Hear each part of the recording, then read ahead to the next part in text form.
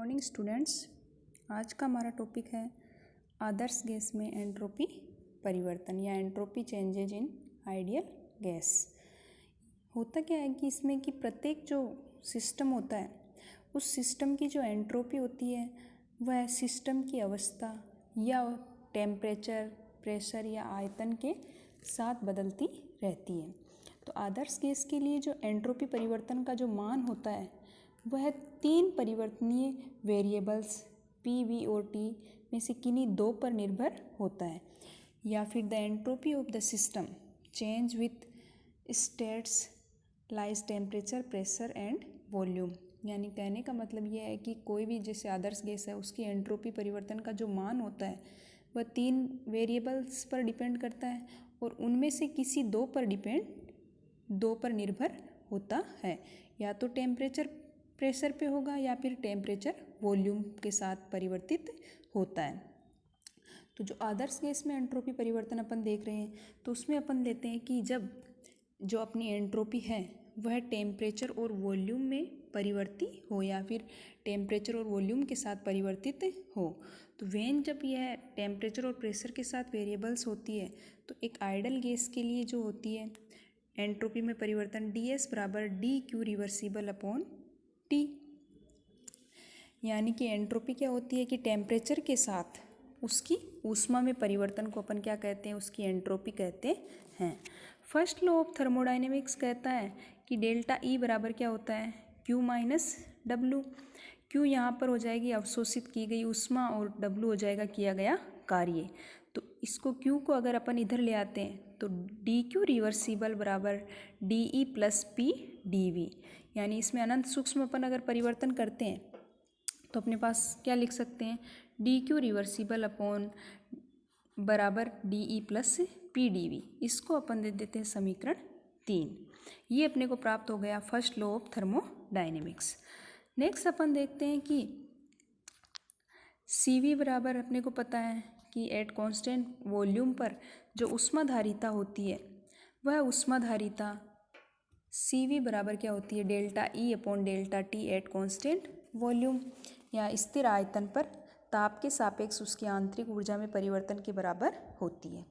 तो यहाँ से CV अपन क्या कर सकते हैं कि DE जो अपने को फर्स्ट लॉ ऑफ थर्मोडायनेमिक्स से प्राप्त हुआ था कि dq रिवर्सिबल बराबर dE प्लस P dV। तो उस DE की जगह अपन क्या रख सकते हैं CV dt। तो यहाँ अगर अपन समीकरण 3 में मान रखते हैं कि DE की जगह तो क्या आ जाएगा dq रिवर्सिबल बराबर CV dt plus P dV। ये अपने को प्राप्त हो जाता है समीकरण 3 से। इसको अपन दे देंगे समीकरण 4। जब अपन 1 मोल आदर्श गैस लेते हैं या फिर n बराबर अपन ले लेते हैं 1 तो 1 मोल आदर्श गैस के लिए तो आदर्श गैस समीकरण जो हो जाएगा वो हो जाएगा PV बराबर RT। क्योंकि n का मान वैल्यू कितनी है 1 तो PV बराबर RT। यहाँ से अपन P के मान ज्ञात कर सकते हैं तो P बराबर हो जाएगा RT अपॉन V। इस वैल्यू को अपन क्या कर सकते हैं समीकरण 4 में रखेंगे। समीकरण 4 था अपना dq रिवर्सिबल बराबर CV dt plus P dV। तो इसकी जगह अपन इसकी वैल्यू रखेंगे तो अपने पास आ जाएगा P बराबर यानी dq रिवर्सिबल बराबर CV dt plus RT dV upon V। ये अपने पास आ जाएगा समीकरण। नेक्स्ट अपन देखते हैं कि इस समीकरण को अगर अपन T से डिवाइड करते हैं, टेम्परेचर से अगर समीकरण को डिवाइड करें तो उपरोक्त समीकरण को टेम्परेचर से जब अपन डिवाइड करेंगे तो dq रिवर्सिबल अपॉन T बराबर क्या हो जाता है ds बराबर CV dt upon T plus R dV upon V। क्योंकि T से T क्या हो जाएगा कैंसिल। इसको अपन दे देंगे समीकरण 5। तो ये क्या दर्शाता है कि जो निकाय की जो या फिर सिस्टम की जो निश्चित या सीमित अवस्था परिवर्तन होता है उसके लिए जो एंट्रोपी में वृद्धि होती है वह डेल्टा S उपरोक्त समीकरण को प्रारंभिक तथा अंतिम अवस्था की सीमाओं में समाकलन करने पर प्राप्त किया जा सकता है।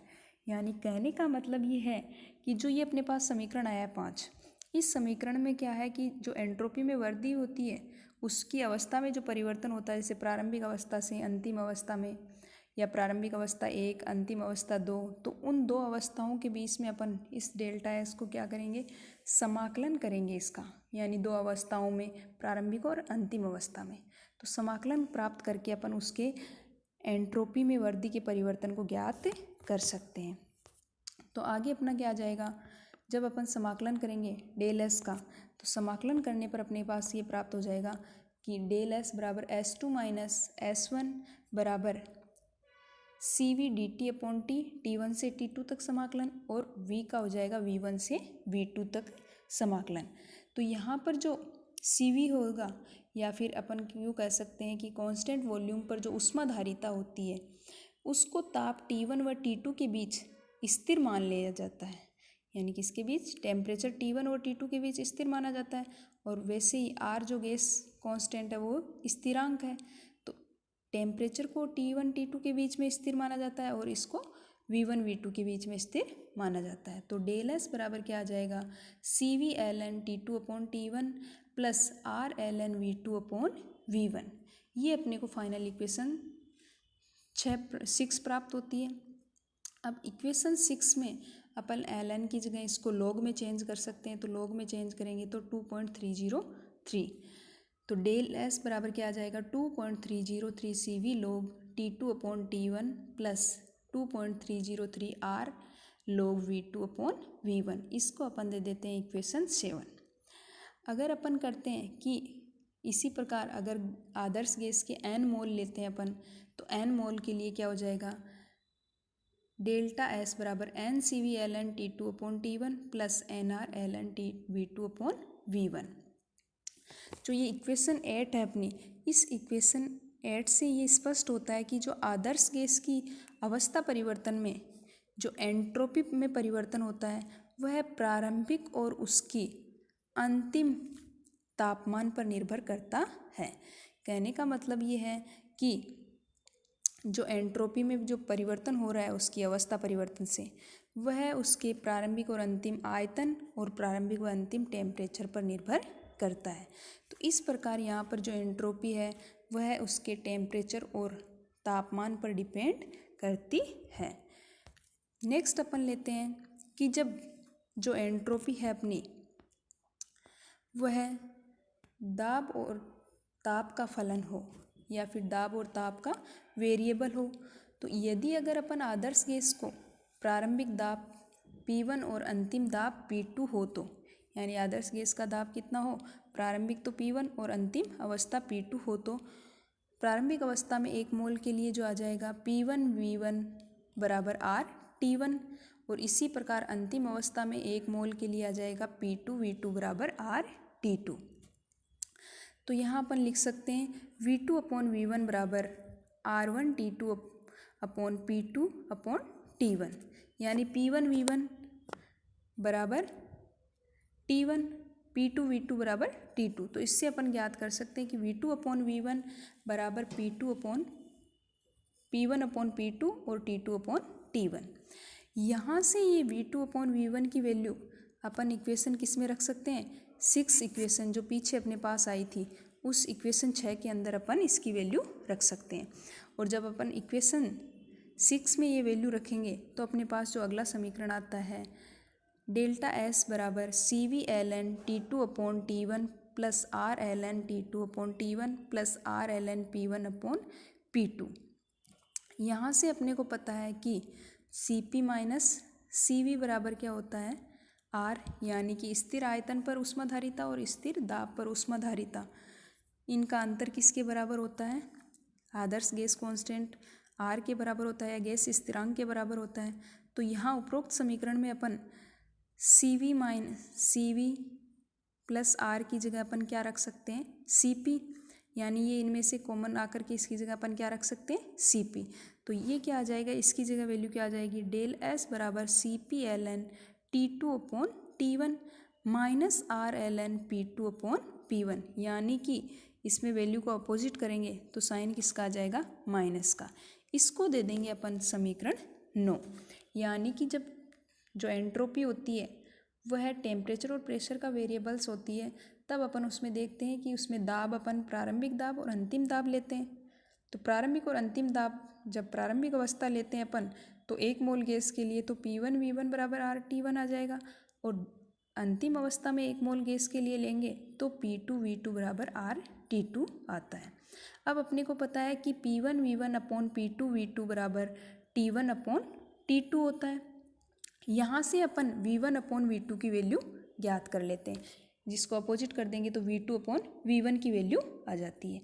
ये V2 अपॉन V1 की वैल्यू जो होगी उसको इस मान को अपन समीकरण 6 में रखेंगे, जब पीछे अपन ने देखा था कि एंट्रोपी, टेम्परेचर और वॉल्यूम का वेरिएबल हो, तो उसमें रखने पर अपने पास जो फाइनल समीकरण आता है उसको दे देते हैं अपन समीकरण 9, या इसमें डेल्टा एस बराबर CP ln T2 upon T1 minus R ln P2 upon P1। अब यहाँ से अपन देखते हैं कि जब उसको लॉग में चेंज करेंगे तो 2.303 से मल्टीप्लाई कर देते हैं। नेक्स्ट अगर अपन n मोल के लिए लेते हैं या आदर्श गैस के अपन n मोल लेते हैं तो यहाँ पर अपना आ जाता है डेल एस बराबर NCP ln T2 upon T1 minus NR ln P2 upon P1। इसको अपन दे देंगे समीकरण 10। इस समीकरण 10 से ये स्पष्ट होता है कि जो यहाँ पर जो एंट्रोपी में परिवर्तन है वह प्रारंभिक और अंतिम ताप के साथ साथ प्रारंभिक और अंतिम प्रेशर पर भी डिपेंड करता है या प्रेशर पर भी निर्भर करता है। तो इनसे ये है कि इन समीकरण से अपन क्या ज्ञात करते हैं कि जो भी अपने पास समीकरण 6 आया था, समीकरण 7 था और समीकरण 8 था, और उसके बाद में जो समीकरण अपने पास 10 आया, या समीकरण 8 और 10 से ये स्पष्ट होता है कि इनका उपयोग अपन आदर्श गैस के लिए एंट्रोपी परिवर्तन की गणना में किया जाता है। नेक्स्ट है कि अगर अपन अलग अलग परिस्थिति लेते हैं जैसे, तो उन अलग अलग परिस्थितियों में समीकरण भी अलग अलग प्रकार से हो सकता है या भिन्न भिन्न रूप ले लेता है। जैसे अगर अपन ने ले ली समदाबी प्रक्रम के लिए, या फिर अपन यूँ कह सकते हैं फॉर आइसोबोरिक प्रोसेस, तो आइसोबोरिक प्रोसेस के लिए जब समदाबी प्रक्रम लेंगे अपन तो यहाँ पर जो प्रेशर होगा अपना वो क्या रहता है, समान रहता है, या P1 बराबर P2 रहेगा। तो P1 बराबर P2 होगा तो समीकरण 10 से ये आता है कि यहाँ पर इसका मान क्या हो जाएगा 0, और इसको अपन क्या कह देंगे डेल SP बराबर NCP ln T2 upon T1। ये अपने को किससे प्राप्त होता है, समीकरण 10 से प्राप्त होता है। इसको अपन दे देंगे समीकरण 11। नेक्स्ट अगर अपन दूसरी कंडीशन ले लेते हैं कि फॉर आइसोकोरिक प्रोसेस या फिर समायतनी प्रक्रम के लिए, और समायतनी प्रक्रम लेंगे तो उसमें क्या हो जाएगा कि समायतनी प्रक्रम में V1 बराबर V2 हो जाएगा। तो समीकरण जो अपना 8 था उस समीकरण 8 में अगर अपन V1 बराबर V2 रखेंगे तो अपने पास जो इक्वेशन आएगी डेल एस V बराबर NCV ln T2 upon T1 ये प्राप्त होता है अपने को। इसको दे देंगे अपन समीकरण 12 है। नेक्स्ट आता है कि अगर अपन समतापी प्रक्रम लेते हैं तो समतापी प्रक्रम लेने पर उसमें क्या होगा कि टेम्परेचर T1 बराबर T2 हो जाएगा, और T1 बराबर T2 होगा तो अपन क्या कर सकते हैं, इसमें दो इक्वेशन आ सकती है अपने पास, एक समीकरण 8 से और एक समीकरण 10 से। एक हो जाएगी डेल ST बराबर NR ln V2 upon V1, और दूसरी हो जाएगी डेल ST बराबर minus NR ln P2 upon P1। जो ऊपर वाली इक्वेशन होगी वह समीकरण 8 से अपने को प्राप्त होती है, और जो नीचे वाली समीकरण होती है वह समीकरण अपने को 10 से प्राप्त होती है। यानी ऊपर वाली जो इक्वेशन प्राप्त हुई है जब एंट्रोपी होगी वह आयतन और ताप का फलन होगी उससे प्राप्त होती है, और नीचे वाली जो टेम्परेचर और प्रेशर का वेरिएबल होने पर एंट्रोपी में परिवर्तन है उससे ये इक्वेशन प्राप्त होती है। इसको दे देते हैं अपन इक्वेशन या समीकरण 13। अब अपने को पता है कि जब प्रसरण होता है तो उसका आयतन जो होता है V2 ग्रेटर देन V1, और प्रेशर जो होगा P1 ग्रेटर देन P2। अतः क्या हो जाएगा कि डेल ST या स्थिर ताप या समतापी प्रक्रम में इसका मान क्या होगा, धनात्मक होता है। यानी कहने का मतलब है कि जब इसमें एक्सपेंशन होगा या प्रसरण में होगा तो इसमें एंट्रोपी में जो परिवर्तन होगा स्थिर ताप पर समतापी प्रक्रम के लिए वह धनात्मक होगा। अतः प्रसरण में एंट्रोपी बढ़ती है। नेक्स्ट है कि अगर इसके विपरीत अपन लेते हैं जब संकुचन करवाते हैं तो उसमें क्या हो जाएगा, V1 ग्रेटर देन V2 होगा और P2 ग्रेटर देन P1 होगा। और इसमें क्या हो जाएगा कि एंट्रोपी का मान जो आएगा वह कैसा होगा, नेगेटिव होगा। और नेगेटिव आने पर उसकी एंट्रोपी में क्या होती है, कमी होती है। तो कहने का मतलब ये है कि जब प्रसरण होता है तब तो एंट्रोपी में वृद्धि होती है, और जब उसमें संकुचन होता है तब उसमें एंट्रोपी में क्या आती है, कमी आती है। नेक्स्ट अपना टॉपिक है मिश्रण की एंट्रोपी या एंट्रोपी ऑफ मिक्सिंग। अब इसमें एंट्रोपी ऑफ मिक्सिंग में अपन ने पहले देखा था कि जो एंट्रोपी परिवर्तन है, या फिर अपन यूँ कह सकते हैं कि एक मोल के लिए जो एंट्रोपी परिवर्तन अपन ने देखा था जब एंट्रोपी उसके आयतन और ताप का फलन थी। तो जो समीकरण अपने पास आया था 8, समीकरण 8 आया था कि ds बराबर CV dt upon T plus R dV upon V। ये समीकरण अपन ने देखा था, इस पीछे समीकरण से प्राप्त हुआ था। तो यहाँ इस समीकरण का, या फिर अपन यूँ कह सकते हैं इसको अपन दे देते हैं समीकरण 14। और समीकरण 14 का जब अपन समाकलन करेंगे तो समाकलन करने पर अपने पास क्या आ जाएगा, S बराबर CV ln t plus R ln V plus S0। यहाँ पर क्या हो जाएगा कि जो CV वैल्यू है वह तो क्या आ गई, स्थिर माना गया है क्योंकि आदर्श केस है, और स्थिर आयतन पर उसकी ऊष्माधारिता है। और S0 होगा वह क्या हो जाएगा, इसका समाकलन कांस्टेंट या समाकलन स्थिरांक कहलाता है। अब अपने इसको अपन क्या दे देंगे, समीकरण 15। यानी समीकरण 14 का जब समाकलन करते हैं तो अपने पास ये वाली इक्वेशन प्राप्त होती है। अगले स्टेप में अपन क्या करेंगे कि जब जैसे अपने को समाकलन स्थिरांक प्राप्त हुआ था तो उसमें अपने को पता है कि जो CV माइनस या CP माइनस CV बराबर क्या होता है, R होता है। यानी इन दोनों में जब CP और CV में संबंध देखते हैं तो वह गैस स्थिरांक के बराबर होता है। तो CP माइनस CV बराबर क्या है, R। तो V बराबर क्या हो जाएगा, RT अपॉन P। यानी आदर्श गैस समीकरण है PV बराबर RT। तो PV बराबर RT है तो यहाँ से P को इधर ले आएंगे तो V बराबर क्या हो जाएगा, RT अपॉन P। तो यहाँ ऊपर जो अपने पास समीकरण आया था 15, जो समीकरण था उसमें अपन क्या कर देंगे, CV की जगह क्या रख देंगे, CP माइनस R। तो CP माइनस R क्या हो जाएगा, S बराबर CP ln T minus R ln P plus इसकी V की जगह वैल्यू रख देंगे RT अपॉन P। तो R ln R plus S0, इसको अपन दे देंगे समीकरण 16। यानी कहने का मतलब है कि CP माइनस CV बराबर R और V बराबर RT अपॉन P का मान अपन ने क्या किया, समीकरण 15 में रखा। इन दोनों का मान रखने पर अपने पास समीकरण क्या आ गया, 16। और यहाँ से अपन क्या कर सकते हैं कि जो अपने पास समीकरण आया है CP ln T minus R ln P plus S0 डेस, यानी कि यहाँ पर S0 और R ln R इस वैल्यू को अपन एक अलग कांस्टेंट दे देते हैं, S0 डेस से दर्शाते हैं जिसको। तो अपने पास S0 डेस यानी इसकी जगह अपन क्या रख सकते हैं, S0 डेस। तो अपने पास समीकरण आ जाएगा S बराबर CP ln T minus R ln P plus S0 डेस। यानी कि गैसों के जब मिश्रण होंगे तो मिश्रण वाले जो निकाय की जो एंट्रोपी है वह मिश्रण में विद्यमान जो अवयव होते हैं या कंपोनेंट्स होते हैं उनके दाब और उनकी एंट्रोपियों का योग होती है। तो विद्यमान जो एंट्रोपी होती है उनके कंपोनेंट्स पर उनकी एंट्रोपीज़ का योग होती है। यदि अपन मिश्रण में अगर गैसों के N1 N2 और N3 मोल उपस्थित हैं तथा उसके जो प्रेशर होंगे वो क्या हो जाएंगे, P1 P2 P3। तो क्रमशः अपन इसको इस प्रकार भी लिख सकते हैं। यानी कि गैसों के अगर अपन एक से अधिक मोल ले लेते हैं तो उसको अपन इस प्रकार से दर्शा सकते हैं। या उनके आंशिक दाब, तो गैसों के मिश्रण की एंट्रोपी निम्न प्रकार होगी। यानी ऊपर जो अपन ने प्राप्त किया वो गैस के 1 मोल के लिए था।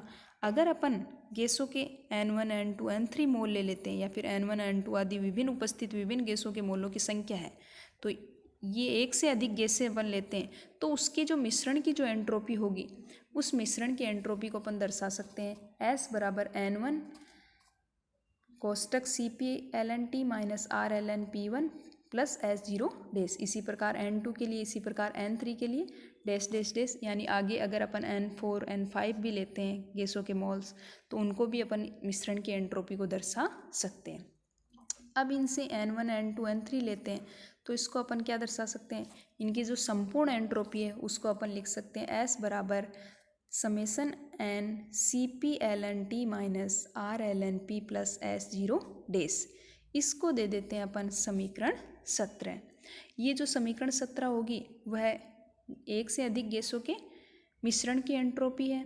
अब अपने को पता है कि जो गैस आदर्श गैस है उसका आंशिक दाब को अपन निम्न प्रकार से व्यक्त कर सकते हैं, यानी कि आंशिक दाब जो होता है वह उस गैस के मोल भिन्न और उसके कुल दाब के गुणनफल के बराबर होता है।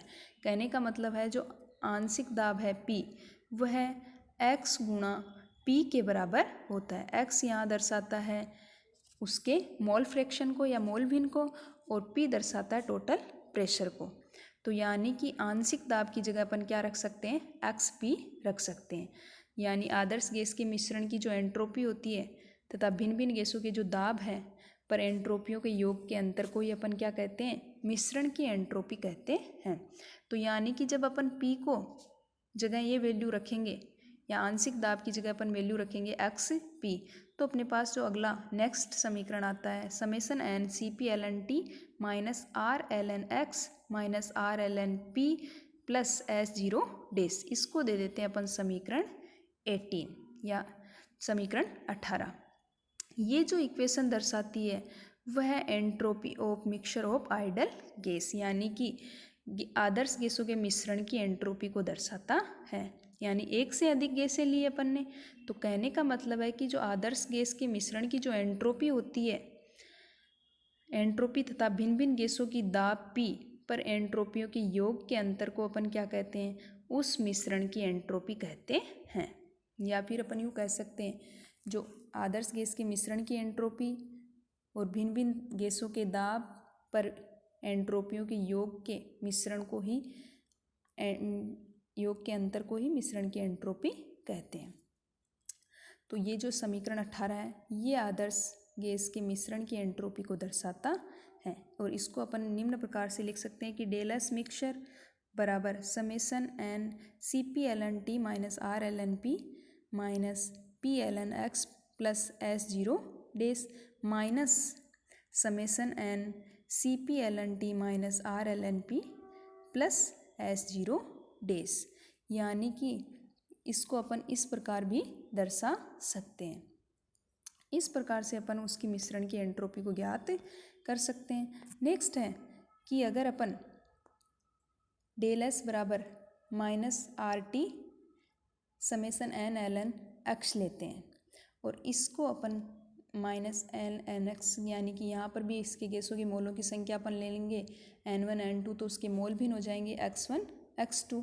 तो इस प्रकार डेल एस बराबर क्या आ जाएगा minus R summation N I L N X I, यानी कि एक से अधिक एन आई और एक्स आई दर्शाते हैं कि मिश्रण में उपस्थित जो प्रत्येक कंपोनेंट होते हैं उसके कंपोनेंट के अवयव के, या फिर अपन क्यों कह सकते हैं कि कंपोनेंट्स के मोलों की संख्या और उसकी मोल भिन्न को दर्शाता है।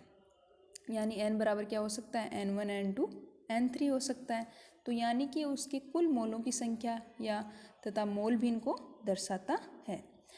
यदि अपन मोलों की संख्या n हो तो n बराबर N1 plus N2 plus N3 dash dash, यानी N4 N5 N6 N infinity तक। तो 1 बराबर मोल फ्रैक्शन बराबर 1 बराबर क्या होता है, N1 upon N plus N2 upon N plus N3 upon N। इस प्रकार अपन 1 बराबर यानी मोल भिन्न दर्शाती है, यानी कि उसके N1 किसी एक अवयव के मोलों की संख्या अपॉन कुल मोलों की संख्या। तो ये हो जाएगा X1, यानी कि N1 गैस के मोल भिन्न, इधर X2 हो जाएगा N2 गैस के मोल भिन्न। इसी प्रकार ये अपन सबकी मोल भिन्न ज्ञात कर लेते हैं। तो समेसन एक्स आई ये मोल भिन्न यानी कुल मोल भिन्न हो जाएगी बराबर 1। तो अतः अपन क्या कर सकते हैं, अतः कुल 1 मोल की एंट्रोपी जो होगी डेल एस मिक्सचर बराबर minus R summation X I L N N I. तो इससे अपन क्या कर सकते हैं कि कुल 1 मोल के गैसीय मिश्रण की जो एंट्रोपी है उसको अपन ज्ञात कर सकते हैं। अब यहाँ पर अपने को पता है कि एक्स आई क्या है, एक भिन्न है। तो इसमें अतः मिश्रण की एंट्रोपी हमेशा कैसी होती है, धनात्मक ही होती है। यानी कि हमेशा मिश्रण की जो एंट्रोपी होगी वह हमेशा धनात्मक होगी।